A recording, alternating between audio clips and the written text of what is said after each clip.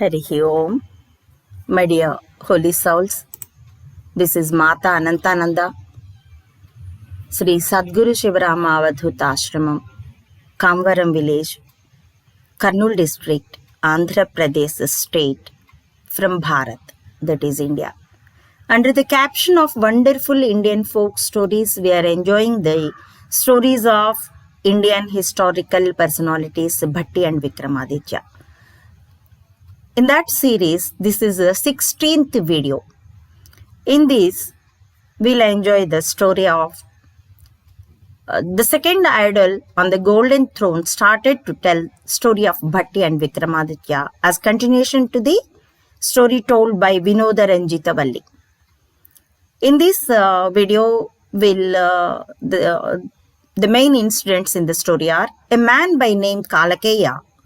His trials to impress Vikramaditya urged him to help to subjugate Bhetala. The outcoming skills from this story, when we want to fulfill a big project, we must have patience till the time allows us. To impress higher authorities, it is must. Vikramaditya's dareness induces us adventurous nature, and Bhatti's intellectuality makes us to learn alertness. Okay, let us enter into this story. As told in the previous video, Vinoda Ranjitavalli had completed her story. By that time, it was a sunset, so everybody had gone their respective residences. On the next day, Bhojaraja, again he got ready to go to the assembly hall and to occupy the throne, because he didn't leave up such ambition to climb up on the throne and to rule the kingdom by sitting on the throne, because he had dug beneath the earth and he found it and he got it to install in the assembly hall, the throne. That's why. So people are also, they are very enthusiastic to hear the stories of Bhatti and Vikramaditya. So everybody got ready by that time and they were assembled in the new assembly hall.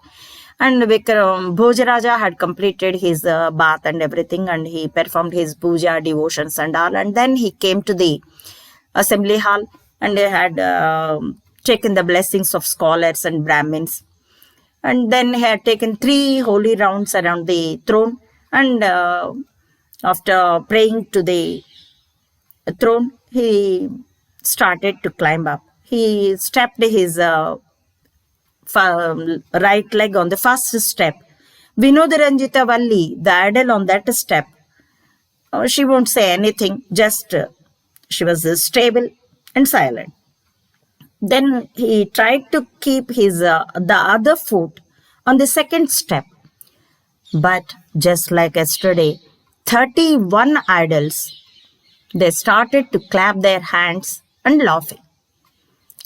Bhojaraja also expected such, and the people in the assembly hall also, they expected such. So everybody was keenly observing it. And then the second idol, the idol on the second step, started to scold Bhojaraja. She called on him, "Hey Bhojaraja, won't you have any wisdom or intellectuality? Are you shameless? Yesterday, my co-idol, Vinoda Ranjitavalli, had told so many things to you about the nature and the characters of Bhatti and Vikramaditya, especially Vikramaditya. And again, with the shamelessness, you are coming to climb up the throne. It's not right. Are you thinking that you have the characters of Vikramaditya? Are you dare to compare with him?" Like that, she scolded.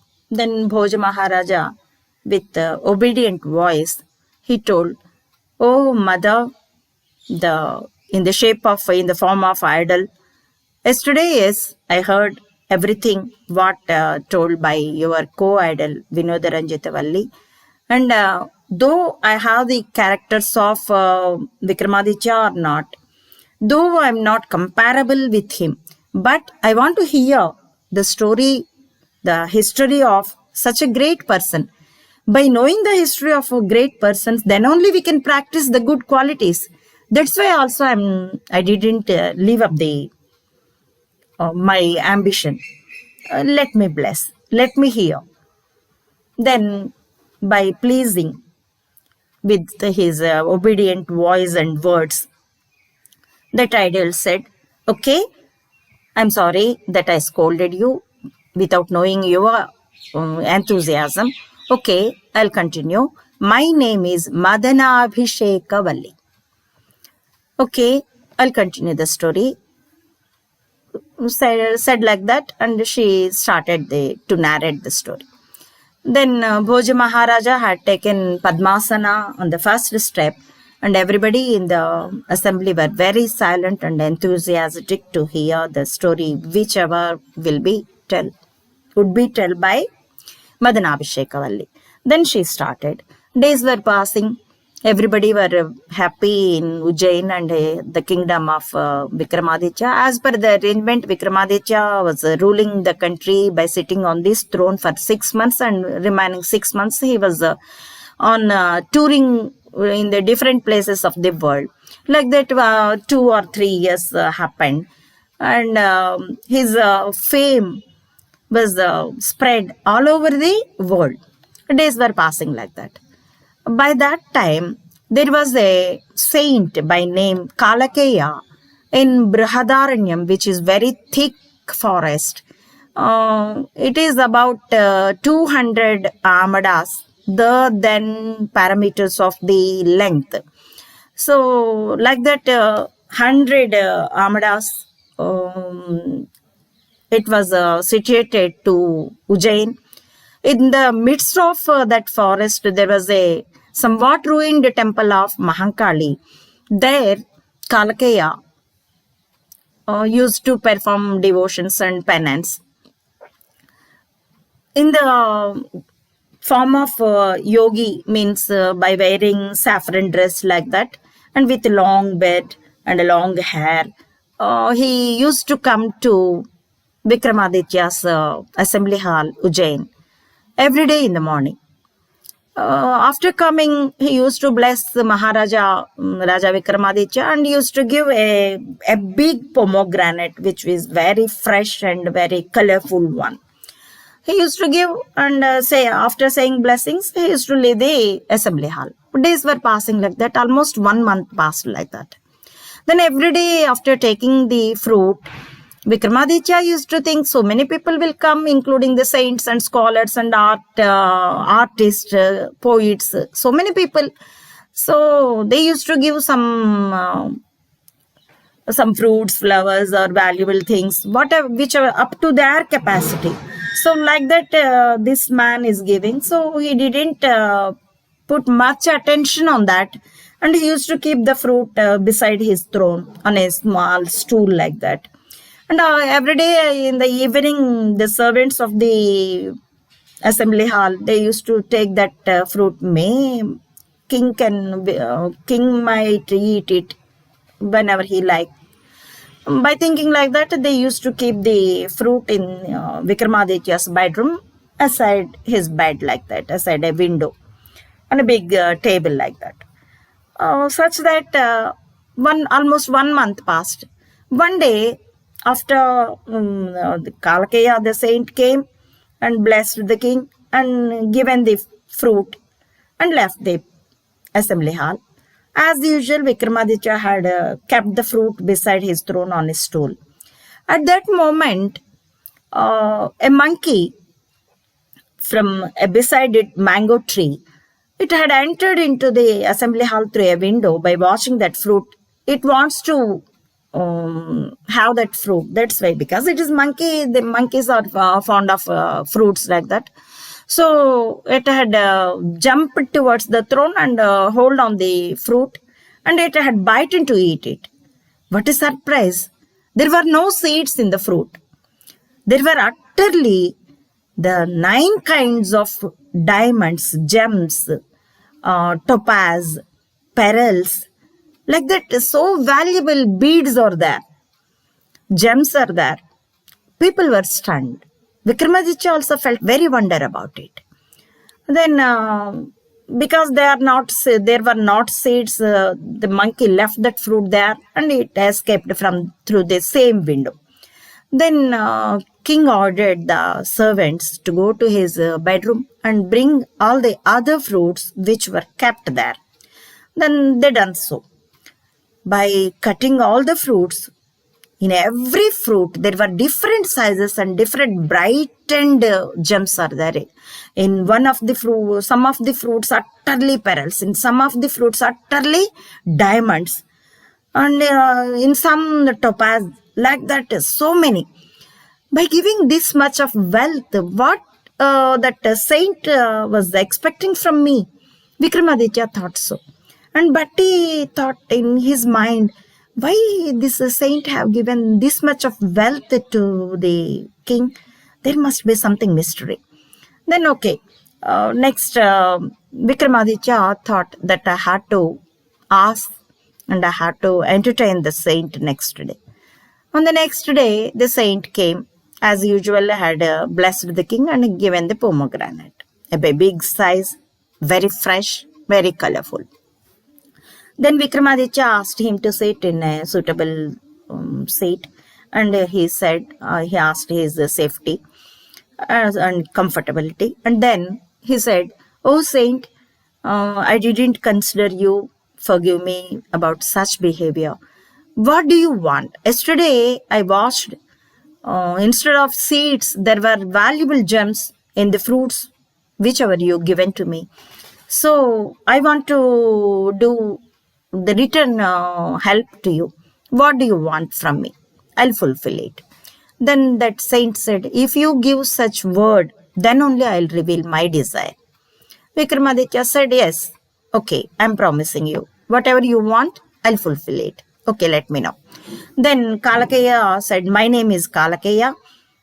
I do penance and devotion to the Mahankali temple, which was situated in the midst of Brihadaranya.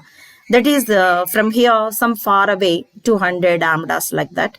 If you come there on the Bahula Cheturdasi, means the day before New Moon Day, you have to come there. Then only I'll reveal what I want." Vikramaditya promised him to come there, and he left. And then in some days passed, the day arrived, means the 14th day in the black by night. So just before day of New Moon Day. Then he was getting ready to go there. Then Bhatti approached his brother Vikramaditya and said, "My dear brother, there might be some mystery what I sensed. So please take care while deal with that saint. Because being saint, by wearing the saffron dress, they won't need any other thing with the devotion. So they'll satisfy and they'll feel happy in penance only. So there won't be any need for gems like that to give to the king and to ask a favor from the king. So take care." Then Vikramaditya said, "My dear Bhatti, my brother, I sensed your love and affection towards me. But don't worry. Mother Bhadrakali is there with us. She'll protect me. Anyway, I have given the word to him. That's why I'll go." By saying like that, having with beautiful dress and valuable ornaments and sharpened weapons, Vikramaditya started lonely on his horse. Then he reached there, that Brihadaranya, the temple. Beside the temple, there is a huge cave in which Kalakeya is performing his penance, puja, yajna, like that. Then he received him and he welcomed him. Then Kalakeya given a good hospitality to Vikramaditya. Then asking about the traveling, is it safety or comfortable, like that. Then Vikramaditya said, "No problem, I came here very in ease manner without any danger and thing. And I didn't feel any hardness also. Okay, let me know. I'm not tired. Let me know what is your desire. I'll fulfill it." Then Kalakaya said, oh, here in northeast direction, there is a big tree. To that branch, in the form of corpus, Bhetala is there. I want to subjugate him. He must be under my control, but I can't afford to get him control, to get the control over him. That's why I need your help. You have to fulfill this. You have to reach there on foot and bring that corpus to here. Then I'll do the needful yajnas and the devotional process so that I get the subjugate of on Bhetala. Then Vikramaditya said, okay, I'll go. Then in the midst of night, Vikramaditya traveled on foot. By horse, it's okay, safe, even in the night also to travel in the forest. But on foot, we don't know, in the darkness, there might be some snakes like that. So many dangers may be there. But Vikramaditya, who was very dare and adventurous, so that he reached a big tree on which Bhetala was hanging himself, uprooted in the form of corpus. Then he had gone there, climbed up on the tree, and he got down that corpus and he kept it on his shoulder, and he started to the temple of Mahankali. What will happen in the rest of this story will continue in the next video. Harihi Om. Thanks for watching.